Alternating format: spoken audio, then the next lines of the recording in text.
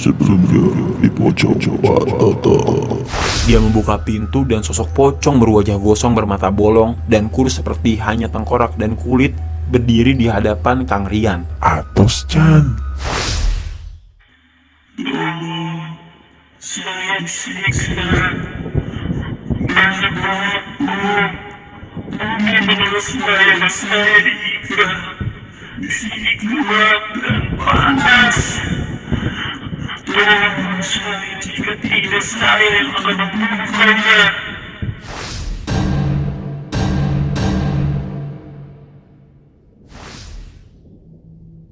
Di luar itu saya khawatir, jika tidak dibereskan, takutnya nantinya akan ada korban. Karena makhluk yang mampu meneror seperti itu, berarti dia memiliki aura yang sangat kuat. Bisa juga seperti yang diduga warga, karena pengaruh ilmu hitam yang menjeratnya. Saya pulang habis itu, tapi teman saya ini terus menghubungin saya nih. Dia itu terus ngedorong buat lihat dulu gitu.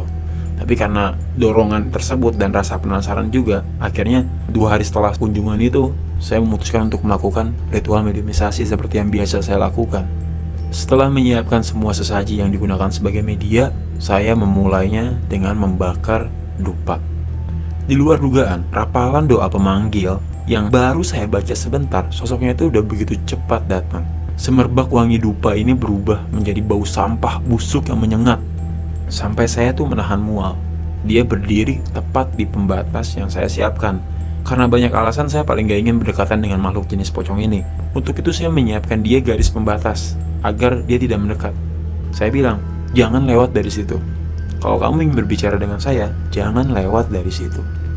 Persis seperti yang diceritakan Kang Rian, pocong itu berkulit gosong, bermata bolong, kurus seperti hanya tengkorak terlapisi kulit hitam pekat. Ditambah yang saya lihat pocong ini bermuka rata dan baunya itu benar-benar busuk banget, menyengat sampai ke hidung.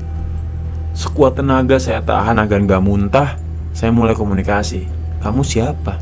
Kenapa kamu menteror warga? Tak lama berselang, mata saya terpejam. Dia membawa pikiran saya memasuki peristiwa yang dialaminya. Pak Tatang merupakan seorang juragan beras dan distributor sayur mayur di pasar. Tokonya banyak di mana-mana. Pelanggannya juga tersebar dari kota sampai ke pelosok desa. Dia dikenal sebagai sosok yang sangat ramah. Memiliki keluarga kecil dan 2 anak, kehidupannya nampak sempurna sebelum dia memperlihatkan bahwa kesuksesannya diraih melalui jalan pintas. Bertahun-tahun gagal membangun usaha, berkali-kali bangkrut, dan hidup susah membuat Pak Tatang frustasi. Dia dan istrinya terbujuk rayu oleh dukun untuk melakukan persugihan yang harus menyerahkan anak turunannya menjadi pengikut iblis dengan iming-iming jaminan duniawi. Semula, hanya ada penumbalan ayam cemani dan kambing hitam. Dia rutin melakukan penumbalan dengan meminum darah ayam dan kambing tersebut, lalu menyajikan kepala kambing sebagai ritual. Sejak saat itu, tokonya banjir pelanggan, dagangannya laku cepat, perkembangan usahanya sangat pesat. Sampai dia membuka cabang di mana-mana, tapi semua itu hanya berlangsung singkat. Sampai sang iblis mulai meminta penumbalan manusia, dimulai dari orang yang paling dia sayang. Bagian ini akan saya rangkum, karena terlalu sadis dan miris bila diceritakan secara merinci. Pertama, sang iblis meminta darah anak pertamanya. Karena tidak terima, istrinya menawarkan diri untuk ditukar, dijadikan tumbal, menggantikan sang anak. Istri Pak Tatang pun meninggal secara tak wajar. Ketika bangun, tubuhnya membiru dan mulutnya mengeluarkan busa. Memang sejak saat itu, hartanya Pak Tatang ini semakin banyak. Usahanya terus menjaya, tetapi pada fase ini, Pak Tatang tidak lagi dapat merasakan kenikmatan yang namanya uang. Dia justru mulai mencari cara untuk lepas dari perjanjian hitam ini. Pak Tatang pergi dari satu dukun ke dukun lain untuk mencari pertolongan agar dapat terbebas dari persugihan yang dia buat secara sadar. Tetapi sudah bisa ditebak, hasilnya nihil. Perjanjian itu sudah menjerat jiwa dan raganya. Selanjutnya, sang iblis meminta kembali penumbalan anak pertamanya. Pak Tatang memberontak. Dia mengabaikan kewajiban dalam perjanjian persugihannya. Tetapi begitulah perjanjian gaib. Ada hukum konsekuensi atas setiap hal yang kita perbuat. Sejauh apapun Pak Tatang menghindar, iblis itu tidak akan pernah berhenti mengejarnya. Anak pertama Pak Tatang meninggal persis seperti sang ibu, berwajah biru dan bermulut berbusa. Disusul oleh anak keduanya, dan terakhir Pak Tatang bunuh diri dengan menggantung dirinya.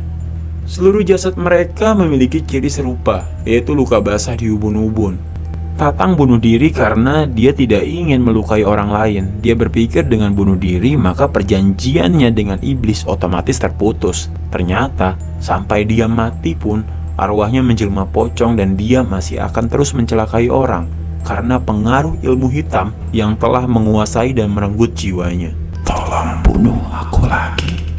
Jika tidak, aku akan terus membunuh orang, ujar Pak Tatang. Dia meminta bantuan agar dirinya harus dimusnahkan. Saya nggak kuat berlama-lama. Baunya sangat menyengat. Dupa yang saya bakar tidak lagi wangi, melainkan mengeluarkan aroma busuk yang menyerbak. Aura negatif dia juga semakin menjadi-jadi. Khawatir jika tidak dihentikan, dia akan lepas kendali dan malah menyerang balik. Mengetahui hal tersebut, jujur, saya merasa miris dan prihatin. Dia menyadari kesalahannya di situasi yang sudah terlambat. Tapi benar katanya, dia harus dihentikan. Jika tidak, akan terus membahayakan. Pada kasus ini, saya sharing dan meminta bantuan pada Uyut yang sekaligus menjadi guru pembimbing pribadi saya. Tidak tahu bagaimana selanjutnya, doakan saja teman-teman semoga ada penyelesaian terbaik. Tetapi ada banyak pembelajaran yang dapat diambil dari kisah pocong Tatang. Saya simpulkan dalam kalimat penutup berikut. Tidak ada persugihan yang menjanjikan kebahagiaan. Justru dia menjaminkan kehancuran. Dunia ini fana, tetapi jiwa abadi sampai kehidupan selanjutnya. Saya Jero, sampai ketemu di video selanjutnya.